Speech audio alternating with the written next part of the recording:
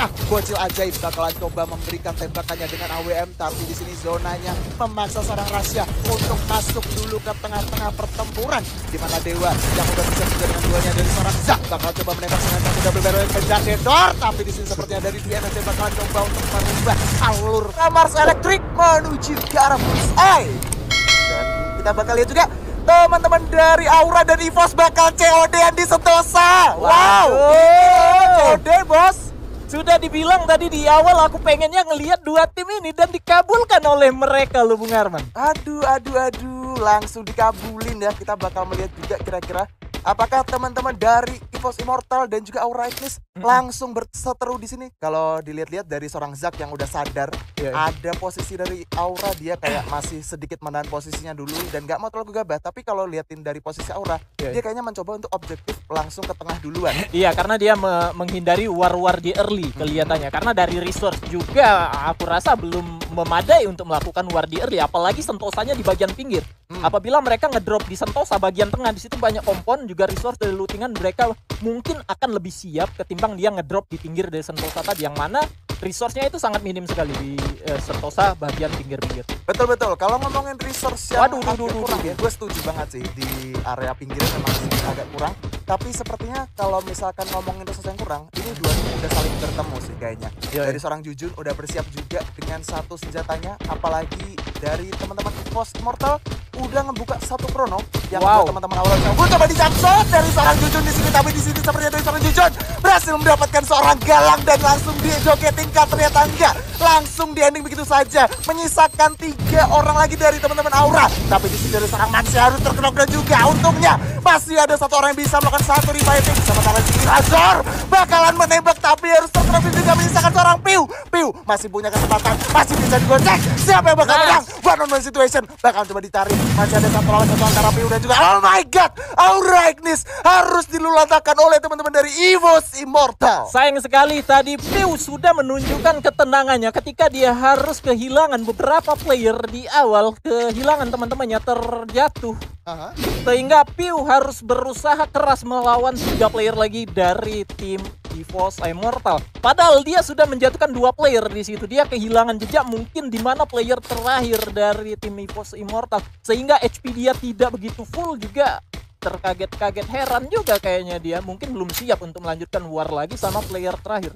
Iya. Soalnya kalau misalkan kita lihat dari posisi awal mereka bertarung kan emang teman-teman dari Aura Ignis emang keculik duluan ya tadi satu orang ya. Tadi tuh kalau nggak salah tuh Piu kan terakhir ya. Tadi ada satu orang dari Aura yang emang keculik duluan dan langsung teman-teman dari EVOS langsung buat komit. Tapi tadi nyaris banget Aura tuh bisa ngeratain EVOS juga. Soalnya tadi emang posisinya udah tinggal 1 lawan 1. Tadi tuh kalau nggak salah Piu sisa 1 lagi sama Zak atau Rasyah tadi ya. Dan untungnya sih di sini kalau misalkan kita lihat akhirnya match satunya udah panas, ada yang langsung COD-an nih gitu kan. Nah ini di awal aja, baru di 3 menit pertama, 3 menit awal aja sudah ada satu tim yang ditunggu-tunggu pastinya oleh Survivor untuk bertemu, dan kita sudah disuguhkan ini. Memang untuk saat ini mungkin Aura belum panas. Masih match 1, nggak apa-apa. Nanti kita masih ada match kedua. Dan kalau misalkan kita ngomongin match 1, sepertinya ada yang bakalan ketemuan lagi antara teman-teman Boom Esport dan juga teman-teman dari West Bandit yang udah standby di sekitaran Factory. Cuman dari teman-teman Boom kayak gak mau terlalu maksain dulu dan masih memantau posisinya. Dan kalau kita bakalan melihat ada teman-teman dari Madura Pride yang sedang berperang dengan teman-teman Morp. Delin, Fikri dapatin seorang Aji di situ, tapi di Seradonya juga harus terkadang gitu saja, ditembak dengan satu AK-47-nya dari seorang Fikri menggunakan satu Kingfisher-nya. Tapi sayang sekali menyisakan seorang Fikri di sini. Apakah masih bisa survive? Bakal coba dikejar oleh teman-teman Morp, coba ditembakin dari sini. Kita bakal melihat Fikri dengan 1 jump shot-nya masih coba digocek, coba digeber, dan di sini ada pertarungan cukup seru. Ternyata dari teman-teman Morp harus unggul dan memenangkan pertarungan untuk sementara melawan teman-teman dari Madura Prime. Ya, Madura Prime kali ini banyak sekali miss sebenarnya. Tadi kalau kita ngelihat dengan menggunakan MAG-7 salah satu player terakhirnya, padahal hanya berhadapan dengan 1 orang gitu. Meskipun memang dari tim Morp sendiri itu menyisakan 2 player, cuma yang dihadapi oleh player Madura Prime hanya tersisa 1. Yes, hanya tersisa satu ya. Tapi sepertinya peperangannya masih panas ya. Kalau misalkan kita sedikit agak berbelok, di Bima Sakti barusan juga ada penculikan yang terjadi antara teman-teman Rosugo dari seorang Keong ya, yang dia udah berhasil dapetin satu player dari teman-teman tim satu. Tapi sebenarnya mereka kayaknya bakalan coba narik dulu. Dan kalau misalkan kita lihat antara Madura dan juga Morp ya, itu tadi ada satu fakta menarik nih. Kalau Madura Prime itu kan berarti kemungkinan besar dari Madura ya, kebanyakan ya. Dan kalau Morp itu dari Jogja semua. Iya. Jadi ini pertarungan antar kota kalau gue rasa. Iya, ini tadi kita baru saja dilihatkan tim-tim sebenarnya dari tim Morp juga tim Madura, yang mana mereka juga itu adalah salah satu tim baru yang bermain untuk FFML Divisi 2 season kali ini. Nah, mereka saling ketemu gitu untuk ya pukul-pukulan lah di awal ini. Kalau bisa dibilang sih secara gameplay ya, ini baru di match pertama, di round pertama ini mereka dari hitungan menit, dari 5 menit awal itu sudah ada 2 tim yang tereliminasi. Sangat keras sebenarnya dari malam ini. Iya, malam ini bisa dibilang pembukaan yang bener-bener manis dan bener-bener seru banget ditunjukkan oleh teman-teman dari Divisi 2 ya. Kalau misalkan dilihat-lihat juga ketika udah kehilangan 2 tim tadi tuh ada teman-teman dari Aura Ignis dan juga dari Madura Prime, sekarang udah menyisakan 9 tim lagi yang masih coba untuk kill survive sampai di zona akhir ya. Dan kalau kita lihat di sini dia ada teman-teman dari NSC Esport ya, Venom, Randa MKS dan juga Okaner yang bakalan bermain untuk tim NSC Esport sendiri tentunya. Ya, di round pertama, mungkin di round-round selanjutnya ada yang bakalan bermain. Tentunya juga Survivor mungkin bertanya-tanya kemana ke salah satu player mereka. Siapa tuh? Wawan MKS. Oh iya, Wawan MKS belum main ya? Belum. Habis ini kayaknya ya? Habis ini kayaknya. Jadi untuk tim NSC juga memang tim baru. Tapi kalau kita ngelihat nickname ini bukan hari ini aja kita ngelihat mereka bermain. Kita pernah melihat mereka mungkin di turnamen-turnamen major lainnya dari Garena juga. Betul. Kalau misalkan untuk di FFML season keempat kali ini bisa dibilang teman-teman NSC Esport ini tim baru. Tim baru. Cuman orang-orang yang ada di situ tuh orang-orang legend semua. Iya, benar. Setuju. Dari 5-5-nya yang terdaftar ya. Itu semuanya itu mungkin berpengalaman lah gitu. Ibaratnya jam terbang mereka itu sudah ada modal jam terbang mereka untuk bisa berkompetisi di liga ini. Betul, apalagi kan ada juga teman-teman dari NS Esport tuh Okaner ya, yang dulunya juga sempat di RRQ juga. Iya benar, di season lalu ya. Di season lalu di RRQ dan sekarang berusaha untuk membela teman-teman dari NSC Esport. Tapi sepertinya di Bima Sakti sudah ada pertumpahan darah di mana Ian bakalan bersiap dengan satu double vector yang coba maju ke masyarakat. Ian bakalan coba menembak dengan satu double vector ditembak dan Edor. Masih sedikit miss, coba digocek. Ada yang kena lineman, ternyata Keongnya kena lineman. Sementara di seorang HMSD bakalan coba menembak dengan senjata baru AT80 tentunya ke arah satu orang Faiz. Tapi di sini dari Mai Putra juga harus terorganisasikan seorang Ham SD. Mau nggak mau harus kaburkah atau mungkin akan menyelamatkan teman-teman yang sudah tersungkur lemah tentunya. Tapi di sini Ham SD masih coba mempop up dulu dan berusaha untuk kabur. Tapi dari belakang ada tembakan yang cukup pedih dan menyakitkan, memaksa Ham untuk mundur dulu ke arah pom bensin. Tapi sepertinya Rosugo nggak bakalan untuk mengejar satu orang yang tersisa dari teman-teman The Pillar Gladius. Ya, The Pillar Gladius kali ini harus kehilangan 3 player di pertempuran baru saja tadi, karena memang kalau kita ngelihat dari minimap di situ bukan hanya satu tim yang harus mereka hajar, yang harus mereka waspadai. Ternyata ada dua tim yang harus mereka waspadai. Serangan dari kiri dan kanan ternyata mungkin mereka belum siap. Kalau seandainya tadi hanya satu tim saja yang harus mereka warin, mungkin aku rasa dengan setapan yang mereka bangun masih bisa memberikan perlawanan. Itu makanya, soalnya tadi kalau misalkan dilihat posisi teman-teman The Pillar tadi sebenarnya sempat unggul di awal ya. Cuman berkat tadi ada satu orang kalau nggak salah itu Keong yang berhasil melakukan satu follow up, jadi malah teman-teman dari Rosugo ini bisa ngebalikin keadaan. Dan ketika teman-teman Giant mendengarkan pecah perang antara Rosugo dan juga tim The Pillar, mereka kayak ya udahlah kita tungguin dulu. Tapi pada akhirnya teman-teman dari Giant Esport ini nggak mau mencoba untuk menjadi third party dan mereka mengamankan kawasan di tengah-tengah antara Bima Sakti dan juga Pik. Iya, mereka mungkin masih objektivitasnya ya ke circle aja dulu. Yang penting bisa masuk ke dalam circle, masih menyimak lah live gitu. Dari tadi itu sudah berkurang sampai dengan sekarang 28 live dengan sangat cepatnya ini. Padahal masih di circle kedua juga gitu, belum terlalu banyak circle yang terbentuk. Betul. Dan kalau misalkan gua tadi sempat ngelihat ya, kalau dari teman-teman Giant ini kebanyakan mereka pada pakai skill Chrono. Wah, ini Nah, Chrono kayaknya emang jadi meta lagi sih. Soalnya waktu itu emang sempet kan ada nerf dari Chrono sendiri yang membuat cooldown-nya menjadi sangat-sangat lama ya iya. kan. Sempat ditinggalkan dan banyak banget teman-teman dari Survivor yang beralih menggunakan Wukong ya kan. Tapi sekarang kayaknya Chrono udah mulai comeback lagi nih. Ya karena mungkin aku rasa belum ada opsi lain. Betul. Belum ada opsi lain untuk player-player ini gunakan ya di liga kali ini. Chrono itu juga ya setidaknya bisa menambah dari shield untuk seandainya kepepet-kepepetnya gitu. Misalnya lagi mau nge-revive temannya pasti bakal berguna sekali. Apalagi player yang mungkin tersisa sendirian, dia terdamage dari kejauhan, mungkin bakalan diaktifkan skill dari Chrono-nya untuk menambah movement speed. Betul, nambah movement speed bisa juga, untuk bertahan bisa, dan kalau bisa dibilang mungkin Chrono itu kayak glue wall yang menutupi keseluruhan.